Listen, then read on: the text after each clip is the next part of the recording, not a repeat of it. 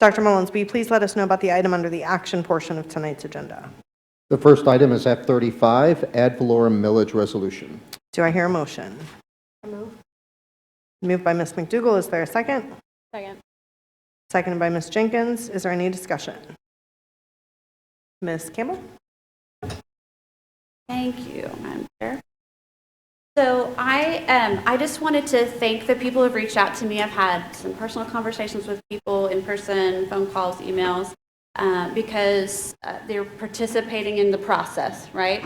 Their input is valuable, and I just want to say your part in the process is not over, because I just want to clarify some things, because it's really important for people to know what we're doing, because the process continues with the public. If it passes tonight, this school board can do nothing to raise the taxes for the people of Brevard County. We could do nothing on our own to initiate the half-cent sales tax or to renew the half-cent sales tax. We can send it out to the voters. And so the process, the public participation, your input continues on. It's really important to me, I don't know if it's just the teacher in me, but I want to make sure too that people have accurate information, because I understand there are some people that it doesn't matter what it's for or what it is, they're just not going to be for a tax increase regardless. And I get that, I understand that. So I just want to make sure that as you're making your decision, as people are making their decision, as I'm making my decision as a board member on what we're going to do tonight, that I look for accurate information. And so, some of that is everybody doesn't always understand millage and what is a mill, and I had to do my own, research on that back in the, a couple years ago to try to figure out what exactly does that mean.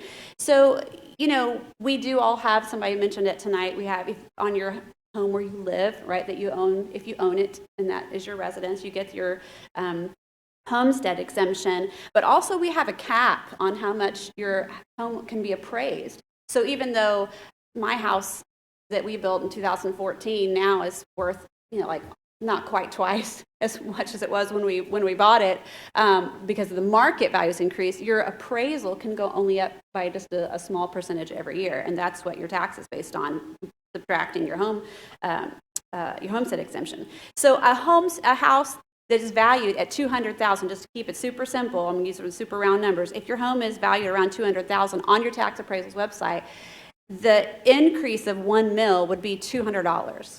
So I just want to make sure people understand it's not a percentage of your total tax bill, but it is literally 0.1% of whatever that is. That's what a mill is, of whatever your home is valued at. So like I said, anybody's home in the county who is assessed at $200,000 after the homestead exemption, the increase of 1 mil would be $200 a year. You can go on the tax, if you forgot what your bills are over the year, you can go, and I've already been on the tax Brevard County tax collector's website this week, looking up all kinds of people. I've looked up some of the people in this room just to see what would it be for you and what would it be for you. Am I giving the right information?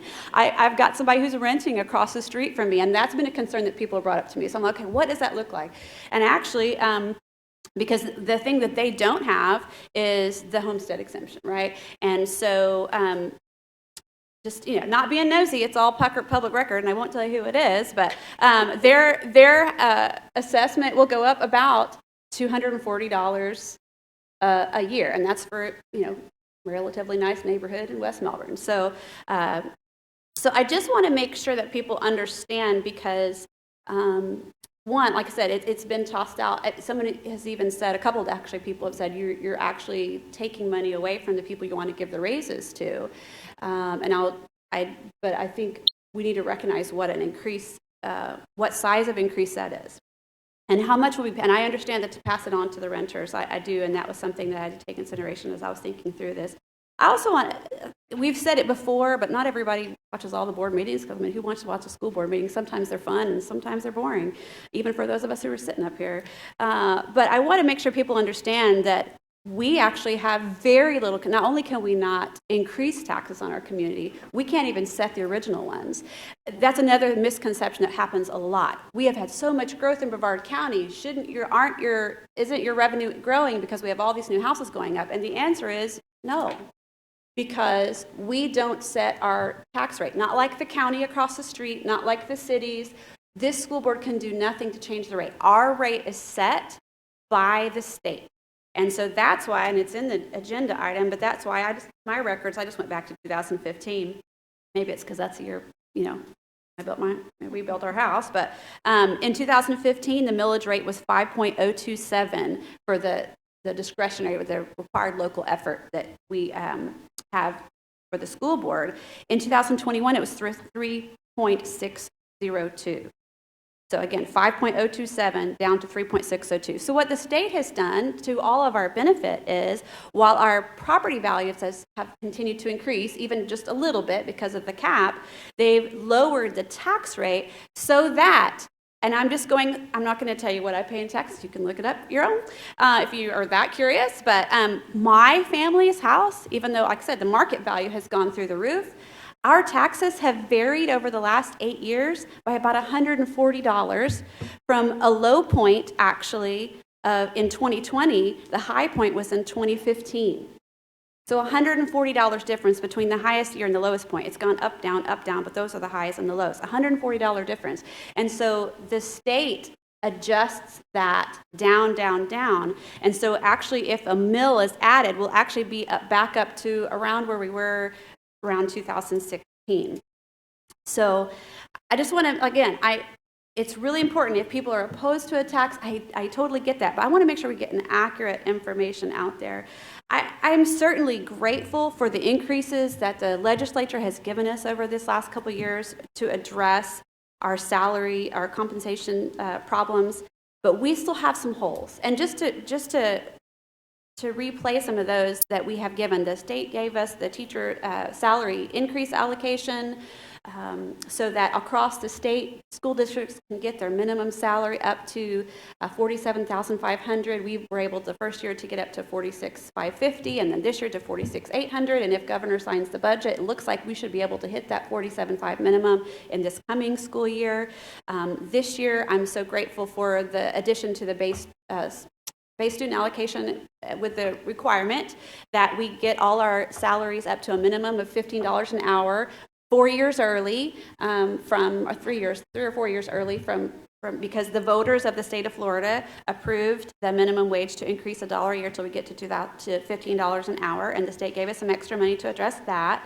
But again, we have some holes, and one of the holes is that we have the wage compression issue, that we have people who are brand new out of college all the way up to having taught for 10, 12 plus years, and they're making the exact same amount. We have people who, when we get to the $15 an hour next year, are going to be supervised by someone who's only making 40 or 50 cents an hour more than they are. We also have holes in healthcare for our budget.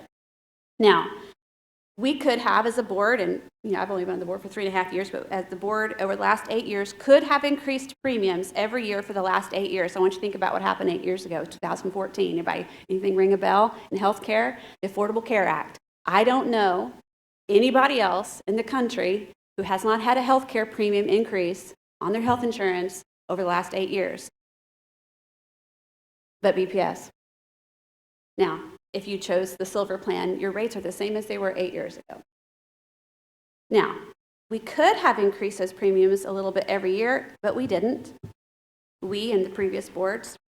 We probably should have done some of that a little bit year to year, but truth be told, it would have been counterproductive to increasing compensation for our employees, because some of those years there was nothing or next to nothing to give for recurring raises.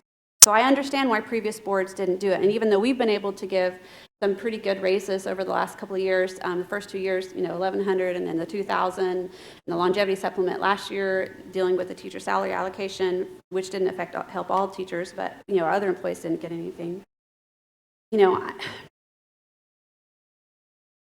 And that increase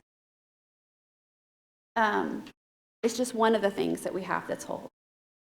The biggest thing, I've heard people talk about, continue to cut. And we have continued to cut. We have cut, I want to say this again, $39 million over the last 6 years, $29 million since I've been on the board. Those have come from all departments, 10% across the board, where Dr. Mullins has come to departments and said, you got to cut 10%, figure out where it's going to come from. We've cut positions, we've done hiring freezes up here at the district office, and I'm sorry if I've said this before, but it needs to be said again. Part of those cuts that we're going to continue to do are going to have to deal with things that a potential millage can't deal with. The inflation that people have talked about a lot. I have lost count of how many contracts we've had to renegotiate already because our vendors are coming back to us and saying, I'm sorry, we can't continue that contract. We can't extend the contract at the current rates. You're going to have to pay more because their costs are higher, from charter buses to construction costs. And we're renegotiating a couple of contracts tonight, food service. So we're not going to stop cutting. But we, having looked at this over the last 3.5 years, I don't believe that we can cut our way to the kind of additional revenue that a millage can provide. And I am certain that we can't cut our way to the significant increases in compensation that our employees, who are also facing the same inflation that everybody's talked about tonight, that they need. It is still around $4 million for us to give a 1% raise to all our employees. Roughly about $4 million. It's probably a little bit more now that the teacher salaries have increased and we're going to get to the $15 an hour. It'll go up a little bit, but a little over $4 million to give all employees across the district a 1% raise. 1%. 1% that we've heard from the first year that Cheryl and I got on the board is not enough to deal with inflation, normal inflation, much less what we have going on. I just want to point out tonight, board, as we go through our department, in our action agenda, we've got a department-initiated agreement with the Florida Department of Health. The Department of Health is a state agency, and they also have to get up to the $15 per hour minimum wage, but I don't know if you noticed it, as this in the agenda item, it says they're going to be increasing the pay to $15 an hour for those who are under it. Then it says all other employees are to be awarded a 5.38% increase to their base rate of pay to address rising inflation.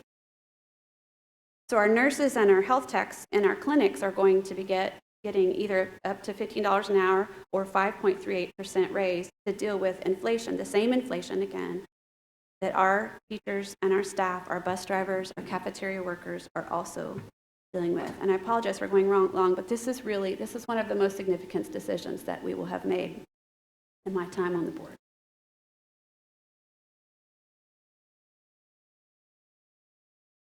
We have vacancies. We have workforce shortage. A lot of other industries do as well.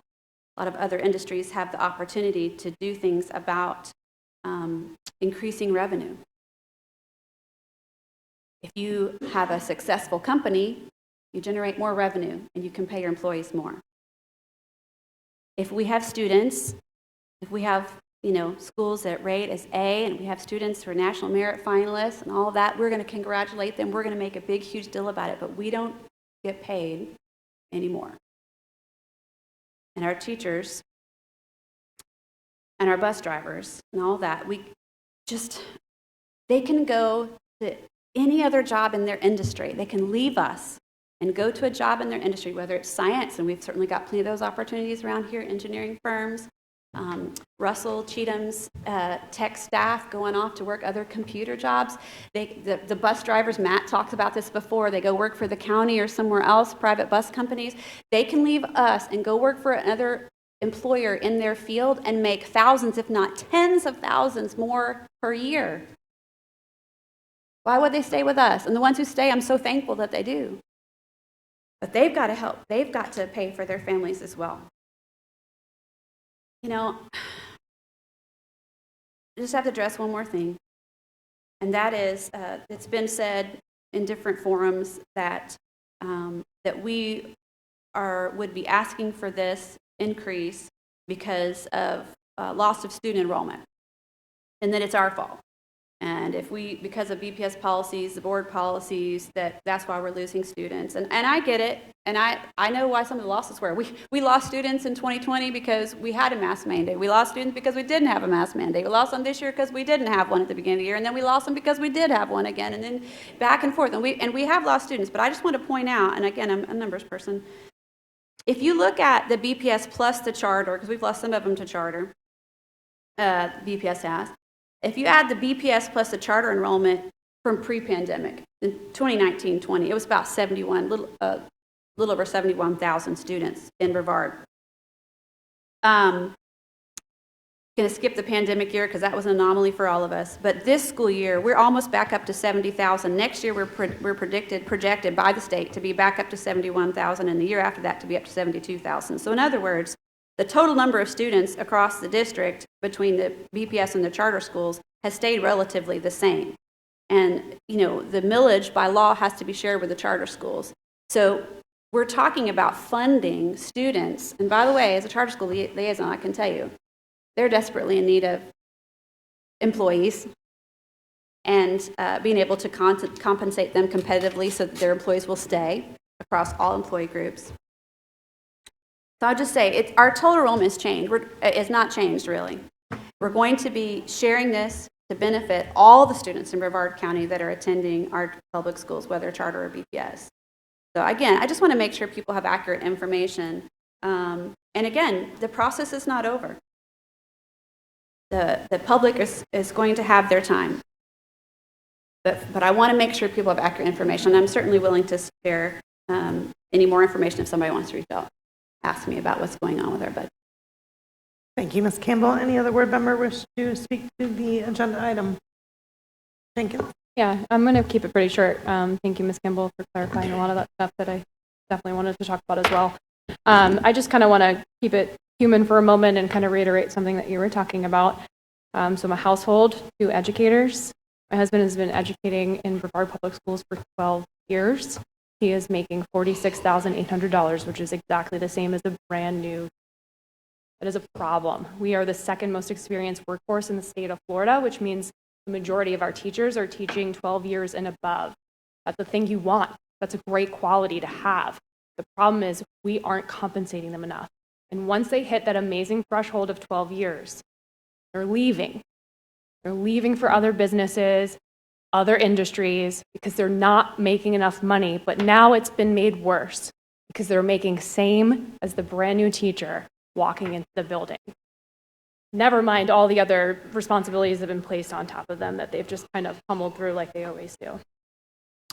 Someone made a really good point, and I completely agree with it during public comment about how families have been struggling to save. Everyone's been hit hard financially, and I completely agree with that.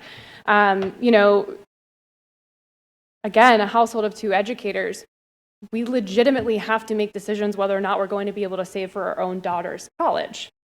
There's a household of educators, and it's just a weird concept. We've got master's degrees, we've got 12 years of experience, we're dedicating our lives to these children, and we can't plan for the future of our own daughter. That's a problem. And then, needless to say, when we start talking about our other staff members that are making hourly wages, they are struggling. The fact that they're even still here with us is more than commendable.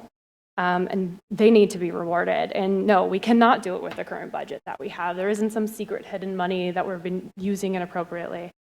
I agree with Ms. Campbell. I think it's really important for the public to be aware that, no, it's not our decision. Majority rules. It goes to the voters.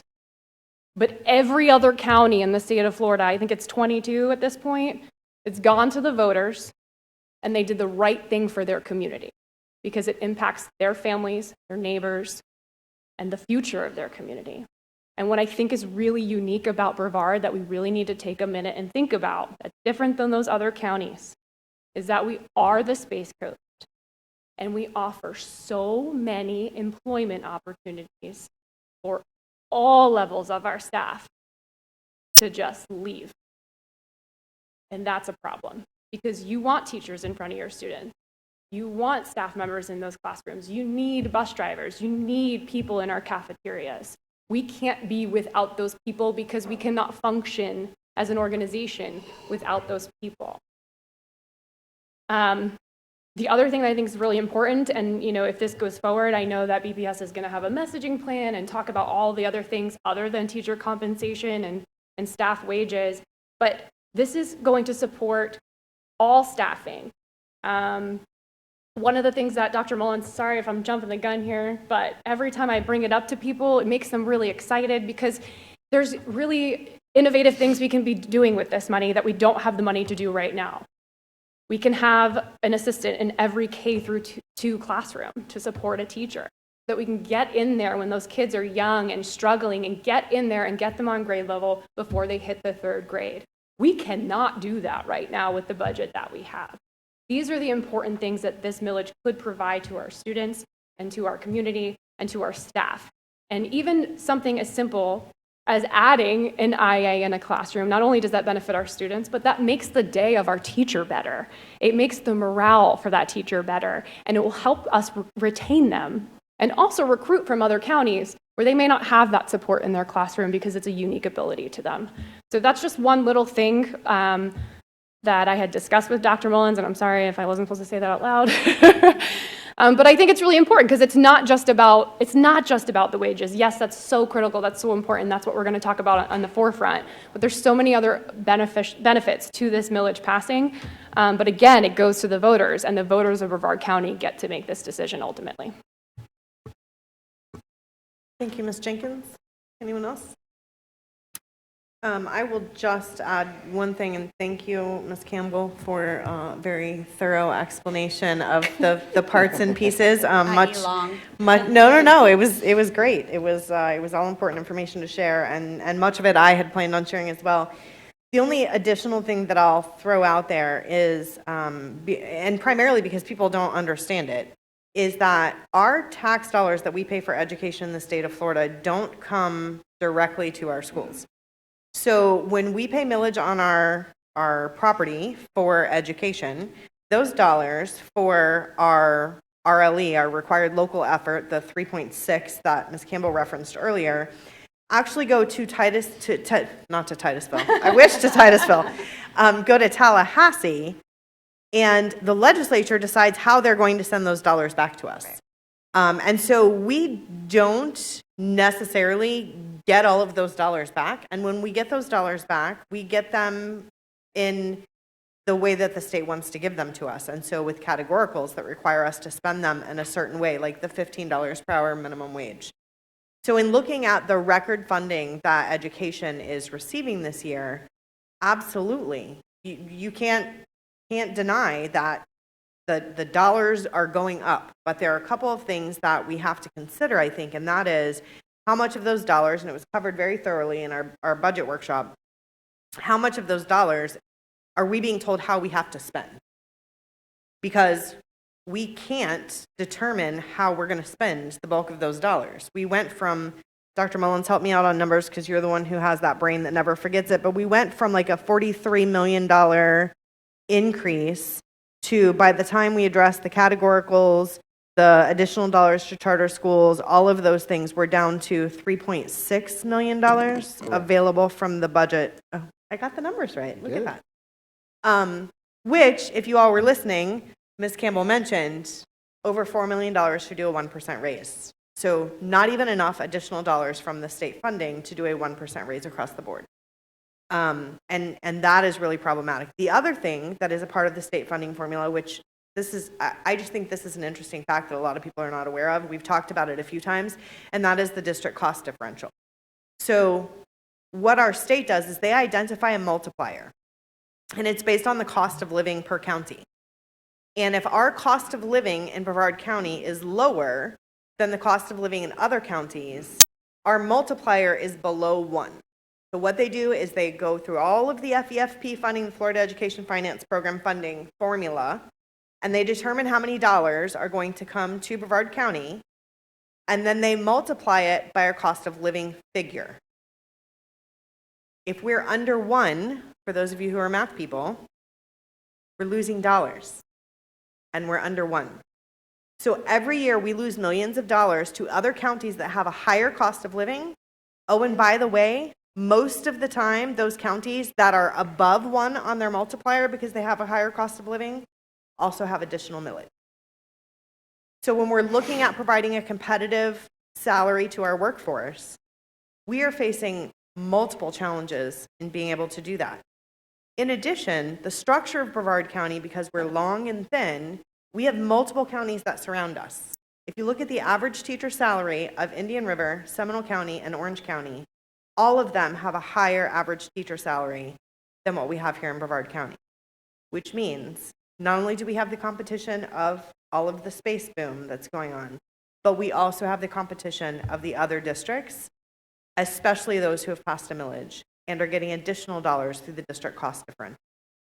So there's so many intricacies to the budget and the way that we're funded and the restrictions on the dollars. And then the last thing that I will say, and to echo what everyone else said, the board is not making this choice for our community. The board is making a decision tonight whether to give our community the opportunity to weigh in on it, and I think that's a critically important difference. The bottom line is that a lot of people look at it and say, we got all this additional federal funding. And I think that's an important aspect to discuss too, in that we did get a lot of federal funding that has allowed us to do some great things for our students. The challenge with it is those are not recurring dollars. So we can't use one-time money to make a long-term commitment on a raise. And that's where we run into problems. And we've heard, if you've heard the sound bites over the past couple of years when we've only been able to give a bonus to our employees, that's because we only have one-time money. And when that money goes away, we don't have the dollars to keep paying it. So we've been forced to give bonuses as opposed to raises. And I'm going to throw one more intricate thing out there, and then I'm going to hush up and let you guys get to it. But I think it's also important to note that the issue that we're facing with salary compression, especially for our teachers, it's difficult enough with our staff who are being raised to $15 an hour 3 years before we had anticipated it happening. But for our teachers, we have additional statutory limitations that are creating some real issues.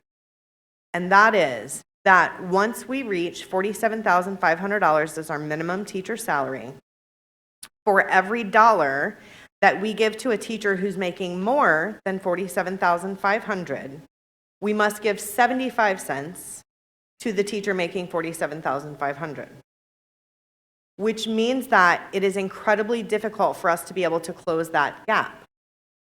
Part of what we have been doing has been giving bonuses to try to make up for the fact that those people haven't gotten raises.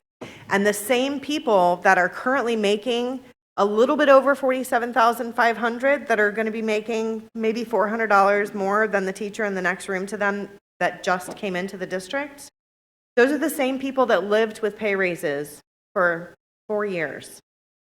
Pay freezes. Did I say raises? Yeah. Pay freezes for 4 years during the recession. And so they are truly getting a double whammy.